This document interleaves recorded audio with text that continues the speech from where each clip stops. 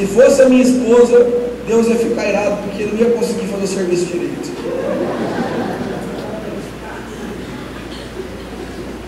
Quero dizer para vocês que, se você crê em nome de Jesus, a fortaleza da mulher rixosa, da mulher que muitas vezes não se deita com o seu marido, achando que é dona do seu próprio corpo, e já disse que não é mais. Quero dizer uma palavra para as mulheres em nome de Jesus. A Bíblia diz que o seu corpo não mais pertence a você só, é dele e o dele é seu. A Bíblia diz em 1 Coríntios capítulo 7, que nunca, em hipótese alguma, a não ser por mútuo consentimento, por oração e jejum, deve se ausentar o homem e a mulher de estarem felizes no seu leito, se é que você não entende. E tem mais, muitas barreiras e fortalezas são de jovens, que dizem, eu nunca vou conseguir estabelecer um relacionamento saudável, eu nunca vou ser feliz no relacionamento. Eu quero dizer em nome de Jesus, que todas as barreiras que estão na sua mente, que geram incredulidade, podem cair com a presença de Deus se estabelecer na sua vida em nome de Jesus. Quem crê nisso? A presença de Deus é maior que todos os outros deuses. A Bíblia diz que a Arca da Aliança estava sobre Israel, os filhos de Eli fizeram mau uso dela, como muitas pessoas e sacerdotes por aí estão fazendo, da presença de Deus, não da arca, mas da presença de Deus. E ela foi tomada pelos filisteus, preste atenção em nome de Jesus. Foi tomada pelos filisteus, foi levada embora. Olha só o que aconteceu, 1 Samuel capítulo 5, do verso 1 ao verso 5, diz assim: depois de tomarem a arca de Deus, os filisteus a levaram a Ebenezer, para a cidade de Asdod. Eles a colocaram no templo do seu Deus Dagon, olha que poder, perto da sua imagem. No dia seguinte, de manhã, os moradores de Asdod viram que a imagem de Dagon estava caída de cara no chão, na frente da Arca da Aliança, porque todo Deus tem que se prostrar diante do seu nome. Amém, queridos? Então eles pegaram a imagem e a puseram de volta no seu lugar. No dia seguinte, de manhã, viram que ela estava caída de novo, na frente da arca, de novo prostrada, porque todo Deus tem que se prostrar diante do nosso Deus. E a Bíblia diz: a cabeça e os dois braços da imagem estavam quebrados, caídos na soleira da porta, somente o corpo estava inteiro. É por isso que até hoje os sacerdotes de Dagon e todos os que adoram em Asdod não pisam naquele lugar. Porque, queridos, quando Deus, o nosso Deus, é maior do que os outros deuses. Tem algumas pessoas que é engraçado, elas vêm na igreja, aí no final do culto, nós vamos dar, não saiam sem receber uma bênção apostólica, uma oração final. Aí a pessoa já vai conversando, vai embora, vai coçando o nariz, vai embora, e desvaloriza uma oração de bênção. Tem gente que na hora que a gente chama, às vezes, para uma oração na frente, nem vem e diz, não, eu já sou abençoado. Mas quando sai na rua, um encapetado vai lá, olha para ele e fala assim, eu amaldiçoo você. Ou se ele aparece na casa dele uma macumba lá na frente, ele entra em desespero, vem para cá, fala assim, pastor, eu era uma macumba, agora eu estou frito, o que vai ser da minha vida? Esse negócio vai pegar na minha casa, meus filhos correm perigo. Sabe por quê, queridos? Porque nós desvalorizamos o Deus a quem servimos. Já ministrei para vocês que Jesus pega os seus discípulos, seus 12 discípulos, e leva eles para qual lugar? Para Cesareia de Filipe, uma cidade que não tem nada, ao norte de Israel. E lá as pessoas podem perguntar, o que Jesus veio trazer esses homens para cá? Lá tinha os deuses da guerra, tinha o deus Pan, que era o nome que dava origem ao nome da cidade anterior a Cesareia de Filipe, que foi incorporada para fazer homenagem a César. Depois, do outro lado, tinha o deus Zeus, e ele pega e pergunta para os seus discípulos, exatamente naquele lugar, diz assim, quem dizes que eu sou? Aqui atrás estão os templos. Quem dizes que eu sou? Aí os discípulos falam, não, um dizem que o Senhor é Elias, o outro dizem que o Senhor é um profeta. Aí ele diz, tudo bem, isso não me importa o que as pessoas dizem que eu sou. O que me importa é quem vocês acham que eu sou. O apóstolo Pedro, na sua sanguinícia, levanta e diz assim, tu és o Cristo, o Filho do Deus vivo. Ele diz, bem dizes, pois não foi carne nem sangue quem te revelou. A explicação, e hoje aqui nós precisamos novamente rever quem é Cristo para nós.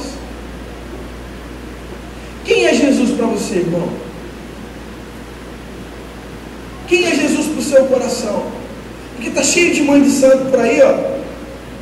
Está cheio de gente vivendo debaixo do pecado, da idolatria, da feitiçaria, da consulta aos mortos, porque a Bíblia diz em Deuteronômio 18:10 que maldito é o homem que consulta aos mortos, que estão aí operando, vão lá e oram pelas pessoas, faz cirurgia espiritual, faz não sei o que, e vai acontecendo umas coisinhas aqui, alguns milagres ali, e as pessoas vêm para a igreja, recebem pela fé a autoridade de acreditar na cura, na salvação, mas deixaram de crer no Deus Todo-Poderoso que pode fazer todas as coisas. A Bíblia diz, uma coisa no texto que eu amo muito, é o texto de Isaías, que diz que ele colocou todas as águas na concha das suas mãos. Ele mediu o universo com palmos, todas as nações da terra são como as gotas de água num balde, porque toda a dimensão de qualquer Deus, de qualquer religião, de qualquer seita, de qualquer heresia, de qualquer centro de Satanás, de capeta, de inferno, seja o que quer que seja, não pode ser comparado à presença do nosso Deus, porque independentemente do tamanho do templo, do Deus, da oferta que recebeu, dos céus que estão fechados, dos espíritos territoriais, do que quiserem falar, ninguém pode combater o grande eu sou, ninguém pode ser maior que o nosso Deus. E às vezes em nossas vidas nós vamos enchendo nosso coração de incredulidade e vamos ver, não, estou passando por uma luta, a minha luta é maior que Deus. Não é. O meu problema financeiro é maior que Deus. Não é. O meu marido, a conversão da minha família é pior do que a unção e o poder de Deus para convencê-lo dos seus pecados. Não é. Deus é maior do que todas as coisas. Quem crê nisso aplauda Ele. Esse é o nosso Deus, o Cristo, o Filho de Deus, o Filho de Deus vivo.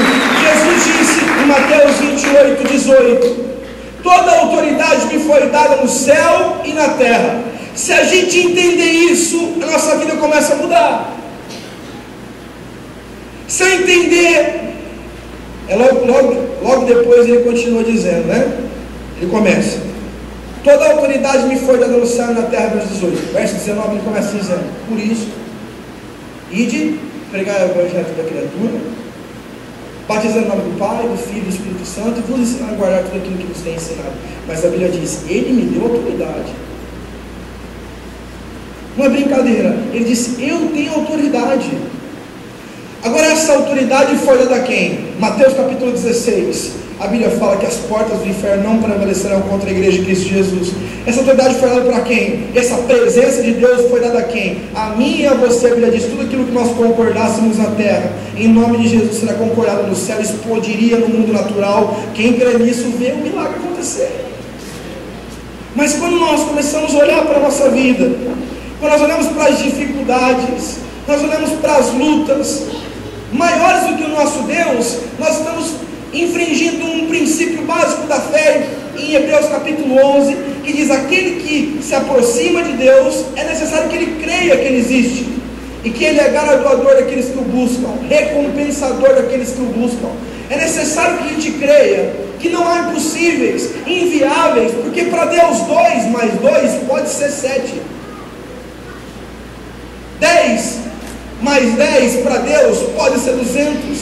Porque Deus, Ele não veio só por meio da lógica, Ele veio enlouquecer a lógica humana e mostrar para cada um de nós que tudo é possível ao que crê.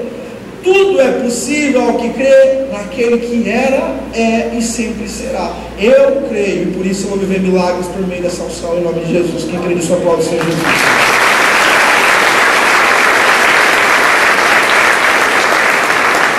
presença de Deus traz conversão.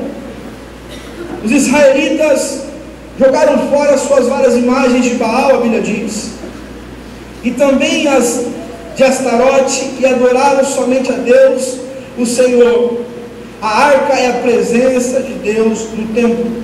O texto bíblico está nos dizendo sobre a conversão. E eu quero falar sobre o chamado, o querigma de Deus por meio da presença dele. Quando Jesus chamou o povo, os apóstolos, assim, agora eles vão pregar. Mas o que a Bíblia diz em Atos capítulo 1, verso 8, descerá sobre si, na verdade, o Espírito Santo, na verdade, que é o que eles lá. Por quê? Porque todo chamado, toda a presença de Deus, ela tem que gerar salvação. Atos capítulo 2, a Bíblia diz que todos estavam reunidos, quando de repente veio um vento impetuoso, encheu a casa, eles começaram a falar em novas línguas, eles foram cheios do Espírito Santo, e começaram a fazer o quê? Começaram a falar em novas línguas, lá o povo começou a achar, que cara louco, o que está acontecendo nesse lugar aqui, eles estão bêbados?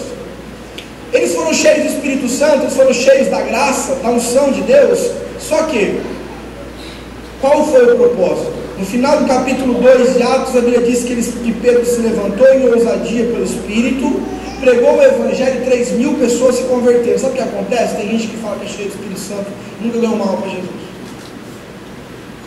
Tem gente que fala que carrega a arca de Deus no coração, mas nunca ganhou uma vida para Jesus. E quando ganhou, se perdeu porque não soube consolidar, não tem vida em santidade para poder inspirar.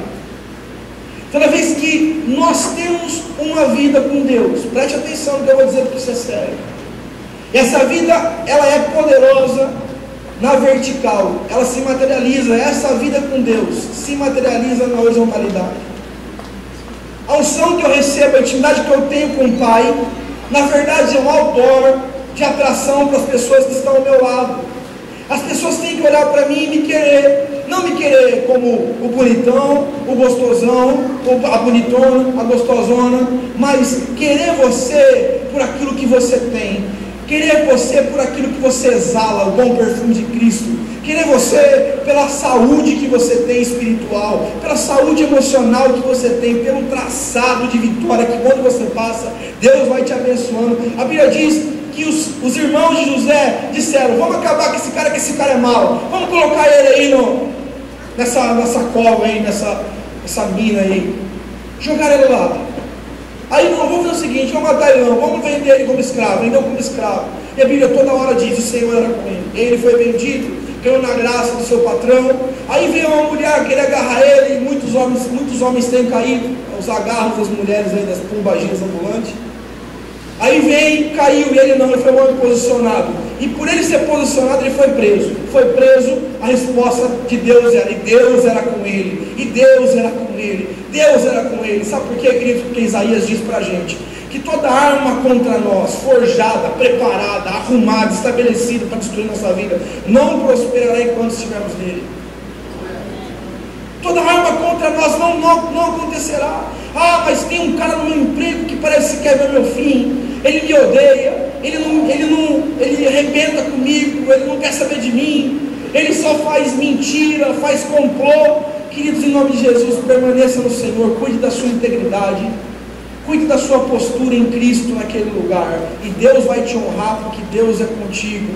E a Bíblia diz, ser forte e corajoso. Jesus nunca disse que te enviaria no meio de ovelhas. Jesus disse, eis que vos envio como ovelhas no meio de lobos.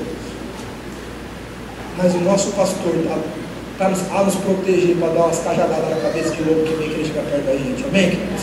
Pois o Senhor é meu pastor e nada. A arca traz a presença de Deus no templo. A presença do Senhor. Nós podemos aqui nos reunir nesse culto, ou em vários cultos, mas se a presença de Deus estiver aqui, não serve de nada.